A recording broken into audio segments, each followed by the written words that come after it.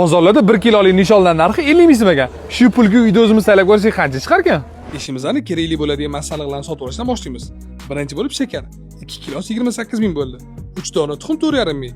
Etmak ildizini 10 ming oldik. Qolgan 8500 so'mni suv va 1 choy qoshiq limon kislotasiga hisobladik. Uyga ham kelib oldik. Ishimizning ekmak ildizini maydaroq qilib, toza bo'lgandan keyin tog'oraga 2-3 litr atrofida suv solib, qaynab chiqqandan keyin past olovda 3-4 soat qaynatiladi va sovitiladi. Bu vaqt ichida shakarimizni qiyom holatiga keltirib olsak ham bo'ladi. 2 stakan suvni qaynashdan biroz avval shakarni 1 litrli bankada aniq qilib o'lchab, 2 banka to'la qilib solamiz.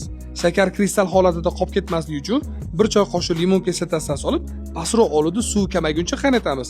Ishi muhim va nozik joyga ham yetib keldik. Qaynab kamagan etmak ildizini 1 stakan suvni tog'oraga solib, ustidan 3 dona tuxum oqini ajratib soldik. Endi vinchik yordamida avvaliga aralashtirib, keyin ko'pirtiramiz. To'xtamasdan ko'pirtirgan qorishmamiz ham maromiga yetib tayyor bo'ldi. Navbat ikkita aralashmani birlashtirishga. Qo'zg'ab turilgan holatda salgina sovigan holatdagi qiyomni idishga quydim. Qarabsizki, nishonlarimiz tayyor. Yaxshilab aralashtirib yana ham sovitilsa, nishonlar to'liq tayyor bo'ladi. Bizga tayyorlagan tog'orani 600-700 gramm deb hisoblasak, nishonlarimiz naqd 2 kilo chiqdi. Bu degani bozordagi 1 kiloning narxiga teng baravari ko'p nishonlar tayyor bo'lar ekan. Nishonlarning foydaliligiga keladigan bo'lsak, u oshqozonni tozalaydi. Bu oshqozon og'rib bezovta qilsa, doridan ham ko'proq yordam beradi. Ramazon oyida nishon yeyish ham to'q tutadi, ham oshqozonga koni foyda. Sizga o'zi nishon yoqadimi? Yoki faqat qaymoq bilan adashib qo'yganda majburlikdan yeysizmi?